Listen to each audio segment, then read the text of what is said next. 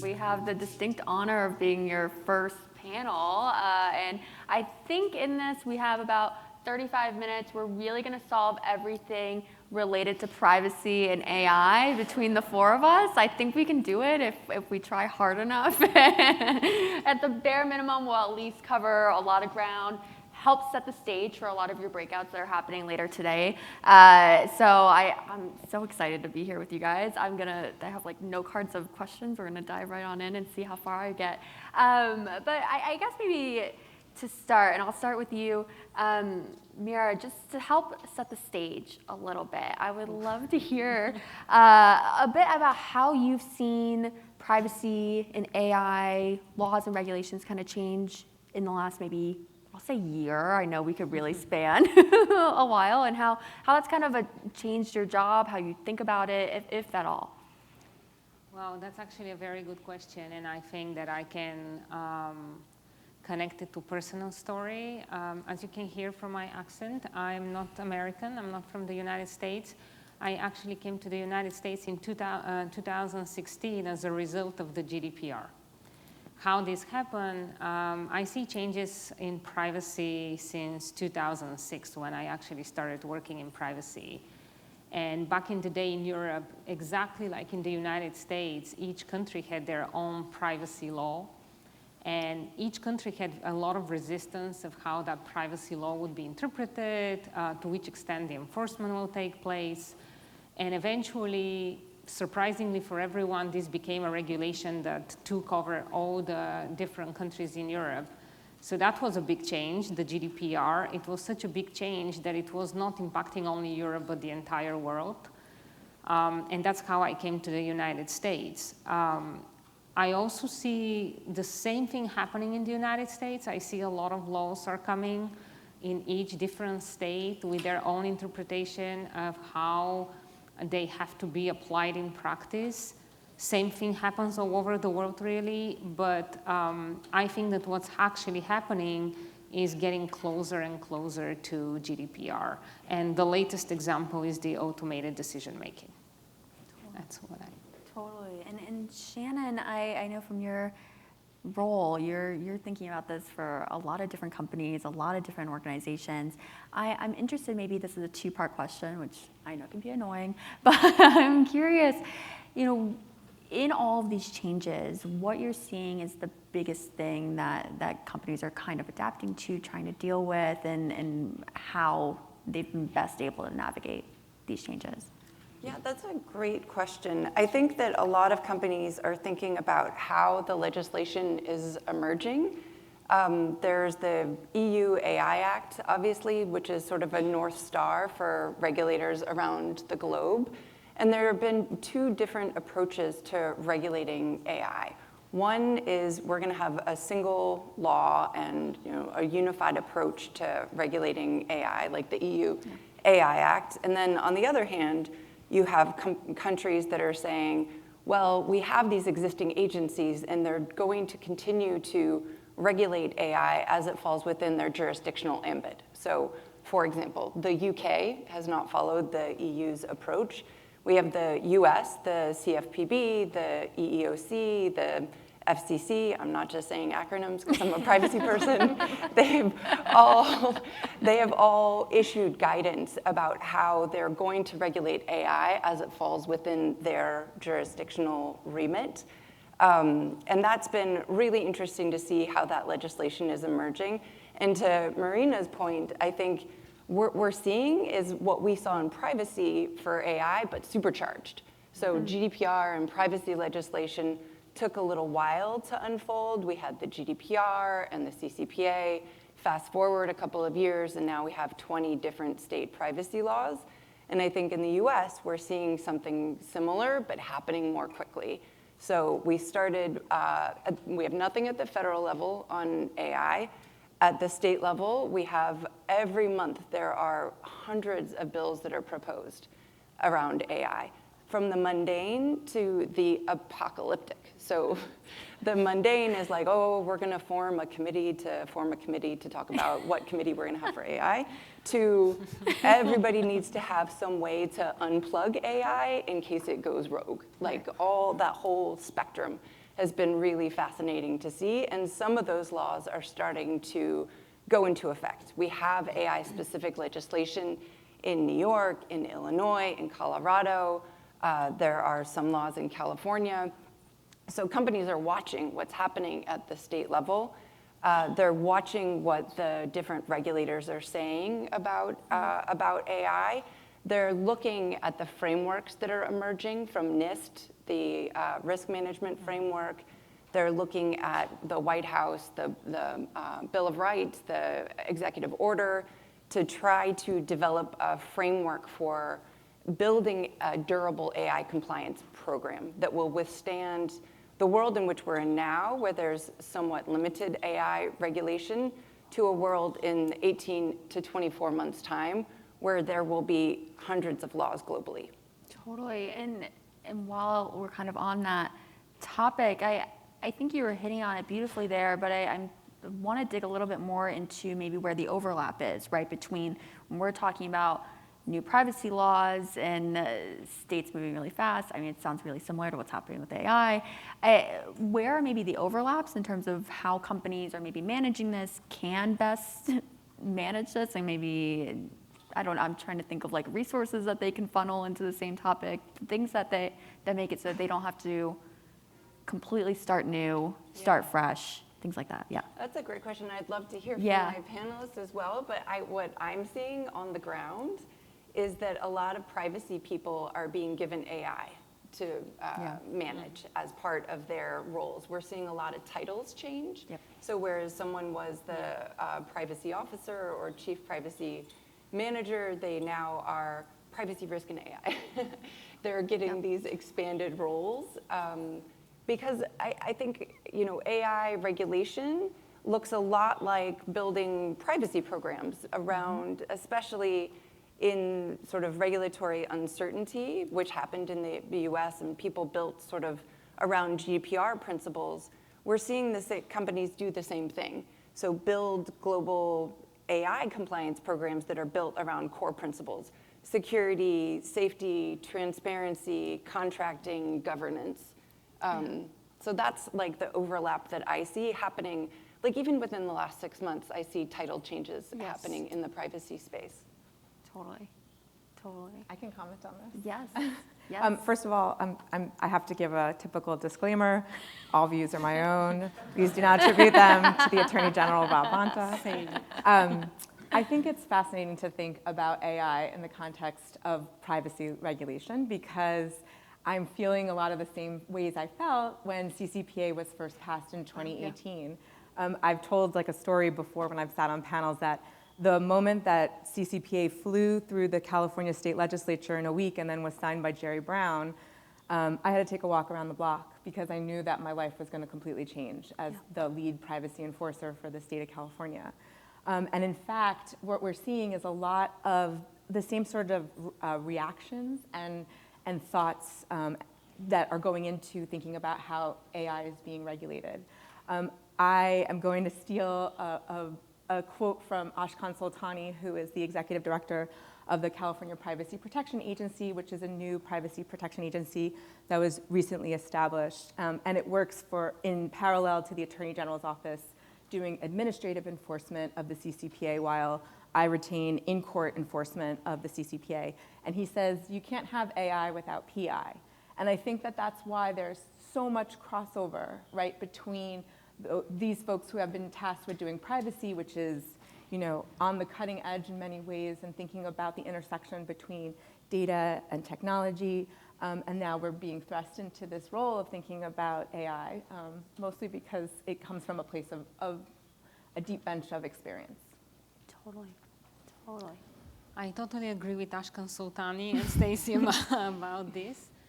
I actually think that the meaning of privacy and the regulatory portion of AI would slightly change in the future. I feel like up to now, privacy was focused very much on the operational side. And that's accurate. Like, there is a lot of operational things that needs to be implemented in privacy, but I actually think that privacy more and more should be reviewed as a strategic matter, because this data and how this data is utilized completely can change the outcome of the AI model. And I think what type of data is used and how this data is used and how this data is analyzed is extremely important, which is very much focused on what privacy is. So this is where I see big changes coming, and I think lack of awareness, I see lack of awareness about the strategic component of privacy. I think there is a lot of focus on the operational side of privacy, about how things are operationalized and work for the sake of law. But I actually think that it's essential for the products and the businesses to think on the strategic side of privacy. I do want to make one more point also to the point about legislation popping up, because I see my counterparts in Colorado, for example, starting to embark on rulemaking for their AI legislation. But if there's one thing I would like people to walk away knowing here, it's that just because it's new technology doesn't mean that old laws don't still apply. Exactly. So I think the thing is that in California, where there are many robust consumer protection laws that regulate things like lying, cheating, and stealing, typical types of consumer protection statutes, those types of statutes still apply even to new technology, right? This is an obvious point. And so I think, in terms of enforcement, we're still going to use the same tools we've always had in our toolbox, even though the technology is evolving. So if there's, for example, disclosures that are misleading to the consumer, that is something that could be actionable under false advertising or the unfair competition law. And so while there is this idea about trying to adapt new laws to this new technology, I still think that enforcement is going to always take a look at how the impact to consumers might be implicated using existing tools that have always been in our law enforcement toolbox. Totally. And I think maybe a good place to go from there, Stacey, is just there are always a lot of questions about how your office does what it does, how you pick which cases to pursue, enforcement actions, and of course those enforcement actions answer a lot of questions about what certain phrases in CCPA mean or various laws. I would love if you're able to walk us through maybe one of the recent publicly known enforcement actions and tell us a little bit about how the office kind of came to pursuing that and what it was trying to achieve. Sure. So, as the government regulator, we don't resolve anything in private. Every time there's an enforcement action in California, it is something that is a publicly filed document, whether it's resolved by settlement or whether it's resolved through litigation. In California, in order to resolve an investigation, we will file a complaint contemporaneously with a settlement that becomes an order that's signed by a judge and is enforceable as if it's a court order, because it is a court order, not as if it is, because it is. And so everything is available on our website, along with press releases that discuss any type of enforcement action. And I say this because that's our blood, sweat, and tears in terms of telegraphing to the public how we have approached a case in which we think the law has been violated. To date, we've resolved all of our privacy investigations through settlement, because I think that companies do want to resolve things in a way that fosters cooperation, and would rather not have a fact finder find that they make findings of fact against what their products or services are, such that they violated consumer protection and privacy laws. So if you would like to look at our enforcement actions, again, they're on our website. And the complaint, even though it's allegations that have not been proven in a court of law, those telegraph how we are thinking about the ways in which a company has violated the law. And the judgment also provides what we think are best practices in terms of how to comply with the law. And in some cases, they go a little bit further because we're trying to push a little bit. And so I think that those are important documents for companies that are interested in understanding how we are approaching, enforcement to take a look at. We've been so busy. We've been so busy, I have to admit. Like, I know that people are always like, it seems as if, like, that the cases take a long time to develop, but the fact is that these are very complicated cases, and they take a long time to investigate. But I have to say that we've been like incredibly busy for like the last 4 years, ever since CCPA went live. The last couple cases that I would just flag for you is that, and this is because I like to talk about the fact that it involved a mobile app with SpongeBob SquarePants, which is everybody gets like a kind of a giggle about. But we just filed a case against Tilting Point Media. We worked with local partners in the Los Angeles City Attorney's Office, and that case involved minors. And so that was a really critical case to enforce because it's about protecting minors' data. We alleged that the company had actual knowledge that minors were using their product and service and that they disclosed their data to third parties. They had done that primarily through faulty implementation of software developer kits. And as a result, the data from minors was flowing to third parties, including for purposes of advertising and analytics. And that's a violation of both COPPA, the Federal Children's Privacy Protection Act, as well as CCPA, because in order to sell data or transfer it to third parties in return for valuable consideration, you have to have opt-in authorization, affirmative authorization from either the child or the child's guardian. And so those are really important cases to look at because even through, in this case, might have been implementation by mistake, you could still be liable under the law. Yeah. No, I think that makes so much sense. And Shannon, this might be a question for you, but of course, if anyone has other thoughts, pop right on in. Just speaking of those enforcement actions, right? Those are just those that Stacey's office has been a part of, right? And we see others that come down from the EU, other states across the US, even on the federal level. I'm curious to hear a little bit about how maybe just the sheer number of enforcement actions in the last couple of years has maybe inspired companies to change or revisit their privacy programs or even influence the way that they're thinking through their AI and privacy regimes as well. Yeah, absolutely. I think they're absolutely influenced by the decisions of the regulators and certainly everything that's come out of the AG's office, and we'll see what comes out of the CPPA eventually. But we've had a lot of clients come to us following Sephora and DoorDash and looking to adjust what they're doing with their cookies, pixels, and other technologies on their websites. It's had I think between that, and regulatory enforcement focus alongside this emerging class of plaintiffs who are kind of like the new privacy trolls, and they literally go from website to website and copy paste a letter. And if there's anyone from the plaintiff's bar, I'm sorry. But maybe they don't copy paste the letter, but a lot of our clients receive like very similar letters saying, we went to your website, all these cookies fired, and it's a violation of state wiretap laws, right? So we're seeing our firm has over 40 actions that we're helping companies with on SEPA and WESCA litigation. So on the one hand, you have regulatory scrutiny. On the other hand, you have a very aggressive plaintiff's bar that seems to have like really shifted to privacy violations. So companies are really looking to, at least in the first instance, fix their facial compliance to make sure that, when you go on the website, the right banners are there, the right opt-outs, the right language, so that Stacey's office isn't coming after you. So I've seen a huge, a really big focus on enforcement actions and what it means practically for implementation of privacy programs.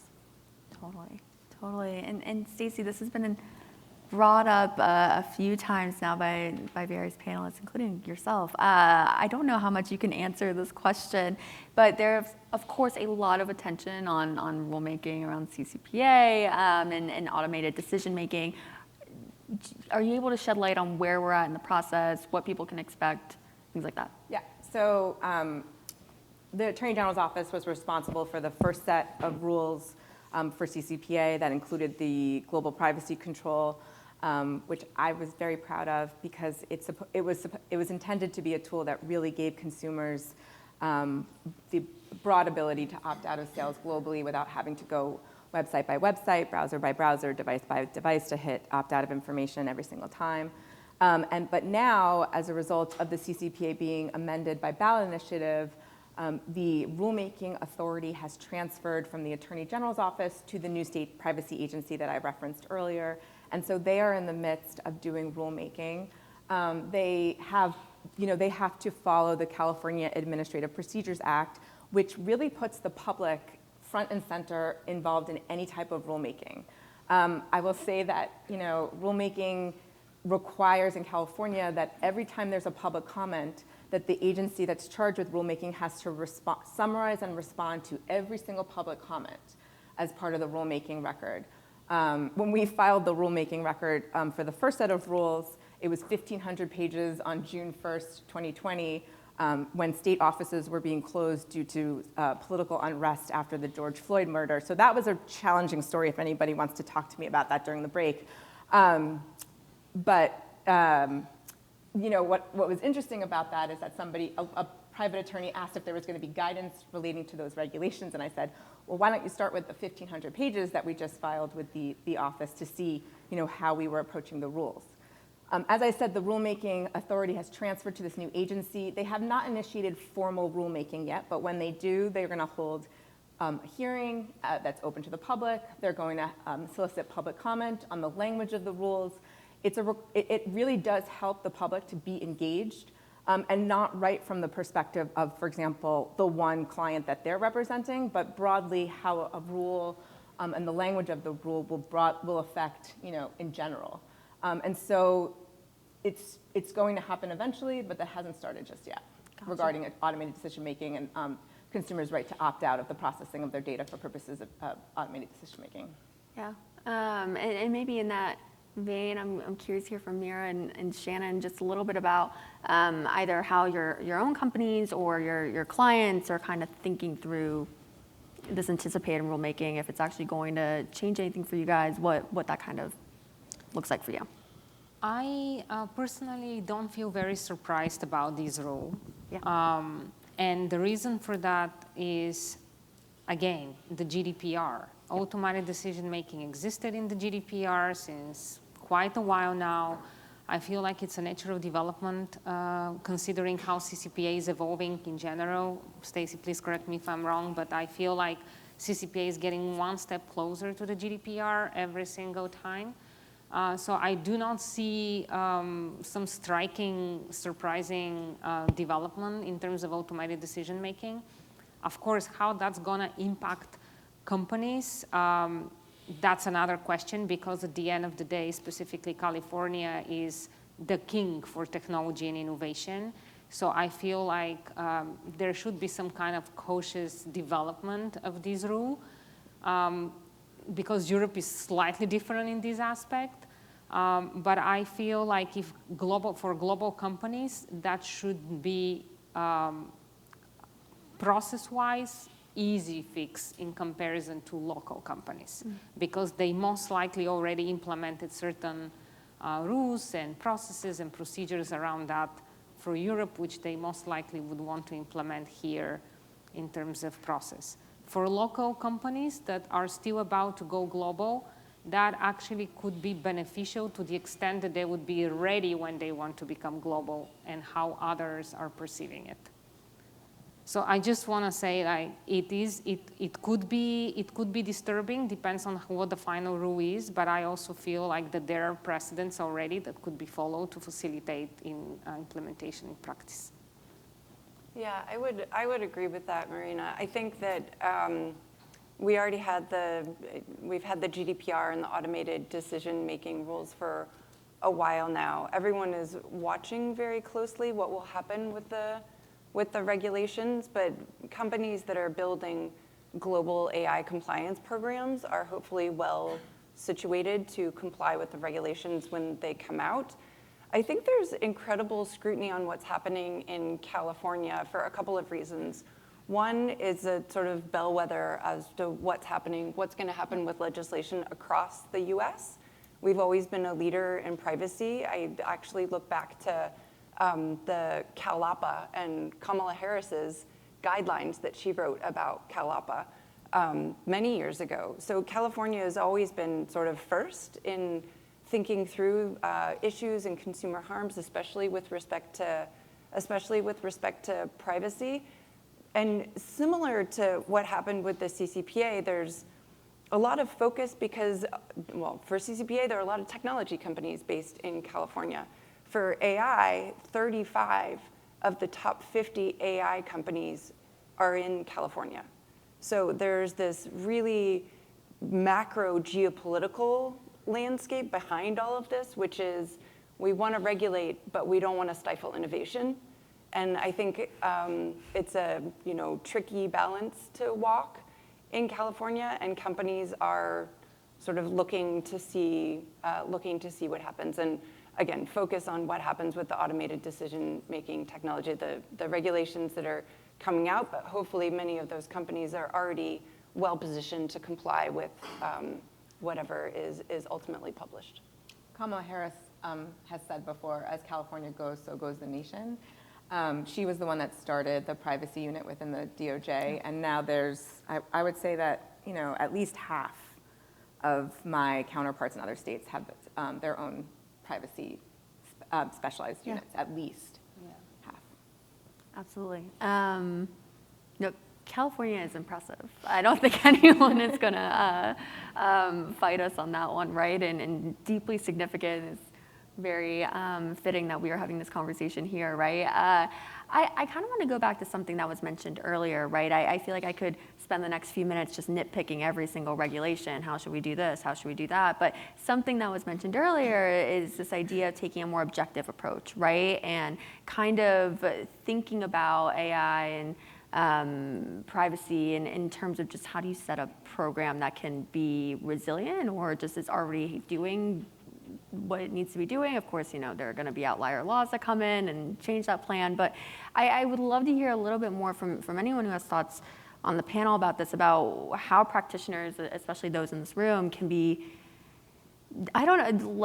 being a bit more objective in how they think about this, that they're not waking up every day going, okay, we have to worry about CCPA, we have to worry about the EU AI Act, we have to worry about and checking off a list. How can you kind of take a zoomed out, broader perspective to help make life a little bit more bearable during this time? Yeah. Should I begin? Okay. Sure. Well, I would like to support Stacey in what she said in the beginning about there are existing laws, there is consumer protection laws, there are existing privacy laws when we look at the AI. What I would just say, irrespective of whether this is AI, privacy, cybersecurity, I would focus on principles. If you follow the principles, why these laws exist to begin with, the principles are a very easy guidance on how the new technology have to be reviewed in practice, how the risk assessments have to be reviewed and created, and also what new processes and procedures should be put in place.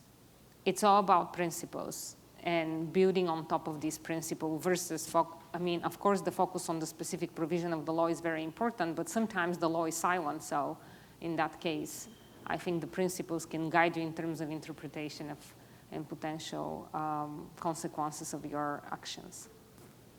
Yeah, I would agree with that, Mirena. That's how we're advising clients. So very similar to how we advised our clients in the aftermath of the GDPR.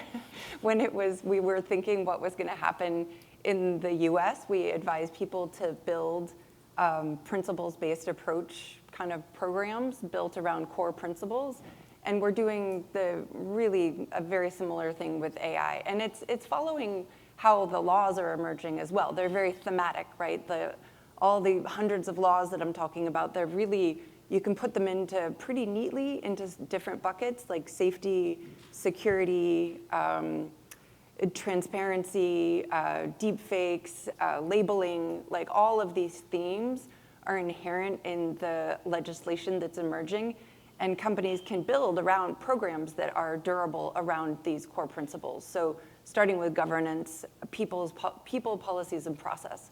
So who's in charge? And we were just having a conversation at our table earlier about another transition that we're seeing in privacy, which is and AI, which is last year or maybe the year before, there was an AI working group that was really put together quite quickly in many cases, and policies that were like, oh, we need a policy. We need to try to stop the 75% of people who are doing click-through licenses for ChatGPT.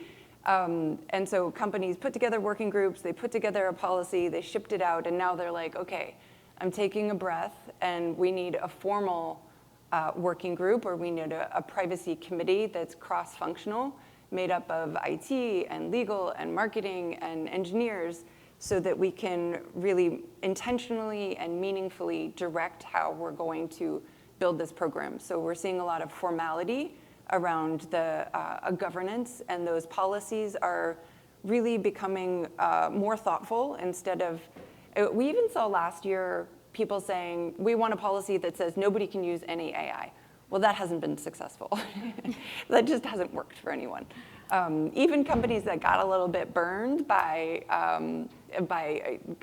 rogue employees using AI in ways they weren't supposed to, they're now building policies that are thoughtful and allow for innovation, allow for employees to experiment with technology, but within a reasonable framework. So we're seeing those policies kind of be more thoughtful and flexible, and we're seeing a lot of education. So education for boards, education for everyone across the company, like really, it doesn't have to be long. It's sort of, hey, we are exposed to risk if you're using the click-through license. We have an enterprise license.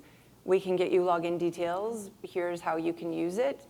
And then specialized training for engineers or for the marketing team. Here are the IP issues that you need to think about, or legal. Here is the emerging regulatory framework that you need to be aware of as as we're building this kind of program. So just to go back to what Mirena says, yeah, building a durable principles-based program is the step that we're now seeing our clients take. I wonder, sorry to interrupt, but I wonder if AI is really what's pushing privacy back into the C-suite level too, right? I think that's a fascinating point you just made, because California was the first state to require a chief privacy officer in one of its judgments against the company House, and now that's almost part of a lot of our data governance injunctive provisions for large companies if there isn't one, for example. And so I'm wondering whether or not AI is pushing this type of conversation also about privacy back into the C-suite level where it should always be. Yes. But that's interesting to hear about the fact that there's education happening across the company. That's good. Yeah. I think some of the risks are that the C-suite needs to be aware of are, they're playing out in the media. Yep. No one wants to be on the front page of the paper like Air Canada for their chatbot telling someone the wrong price. That Air Canada sort of, no offense to Air Canada, they blamed the chatbot. They didn't just pay the person $300 or whatever the price differential was. There was a lot going on there, but I think that companies are aware of, and the C-suite is aware, there are some real world risks here that we need to be aware of, and especially companies that have a lot of data or are in industries that are regulated are thinking about, oh, how is this going to impact, or what are the potential risks that we're seeing play out right now? And some of them are unknown still. Totally. We have 1 or 2 minutes left, so I'm going to use moderator's prerogative until they yank me on the stage to ask one last question just to close us out, which I'm kind of curious to hear from each of you, and I'll let someone figure out who wants to go first in this. What you feel in this conversation is not talked about enough, right? And you wish there would be more emphasis on, or maybe if we're having this conversation in a year, we're actually really, really caring about. That's a great question. Yeah. Oh, I know the answer for myself. The answer is that I think that people should not look into the personal data the way they know it today. Now we have names and email addresses and location data and cookies and everything around our behavior and our location, and I feel like this is changing, and there would be a day where your skin, your face, your eyes, your fingerprints, your voice would be your most precious data. And this is where I'm very much concerned about the deep fakes. I wonder what's going to happen if someday someone is calling you and say, hey, I'm your kid. Well, that's not your kid. That's the voice of your kid, but maybe not your kid. And maybe sometimes you're going to have a Zoom call and you're going to think that you're having a Zoom call with a friend or a colleague, but maybe not. So these are things that I really would like to think about in the future, because the change of data will lead to change of everything. So I really think that it's an important topic of how we perceive ourselves and our personal data, especially on a large scale. So I often say this on panels, which is, my job is to protect all of you in the room. You're not just here as part of your business. You are all consumers, just like I'm a consumer, and everybody on this panel is a consumer. And so thinking about consumers and protecting them from potential harms is always more important than thinking about just mitigating risk. Yep. And so I've said before that I enforce the California Consumer Privacy Act, not the Businesses Mitigating Risk Act. And so when you're approaching things like privacy and when you're approaching things like AI, you have to think about centering the consumer. I love that, Stacey. Yes, it's very, absolutely. I mean, that's something I think about is the human in the loop and the human that's getting harmed by AI, but thinking about that as being central to the legislation instead of this is an onerous regime. This is actually a regime designed to protect people and companies. Yeah, awesome. Well, time got added, but those were all the questions I had. So thank you all for being here, and thanks for having us.